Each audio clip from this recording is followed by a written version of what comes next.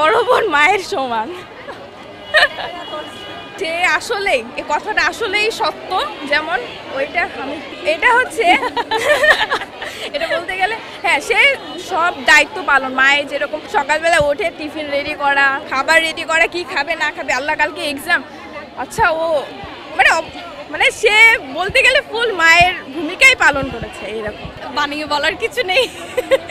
না অবশ্যই মানে দেখা যায় আমিও স্টুডেন্ট, তো সেক্ষেত্রে আসলে দুইজনে ওইভাবে মেনটেন করে পড়াশোনা করা বা সব কিছু ম্যানেজ করাটা একটু টাফ হয়ে যায়। এখন আসলে ইউজ টু হয়ে গেছে আর কি। গতকালের রাতটা আসলে খুব বেশি টেনশন করার সময় পাইনি, কারণ আম্মু হচ্ছে, আমরা তো বাইরে থাকি, আব্বু আম্মু বাইরে থাকে, তো আম্মু গতকালকে চলে আসছে, তো আমরা সন্ধ্যার পরে মোটামুটি কিছু টাইম আমরা বাইরেই ছিলাম। International Standard University, New Dimensions in Education.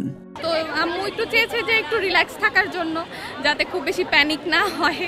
সকালবেলাও same, সকালবেলা সব রেডি হয়ে আম্মু ওকে নিচে নিয়ে চলে গেছে। আমি বলছি যে নিচে নিয়ে চলে যাও, রেজাল্ট হলে আমি জানাবো, ফোন দিব, তারপর আসো। তো আসলে ওইভাবে অতটা প্যানিক করার সুযোগ আম্মু দেয় নাই। আর বাদবাকিটা তো আলহামদুলিল্লাহ।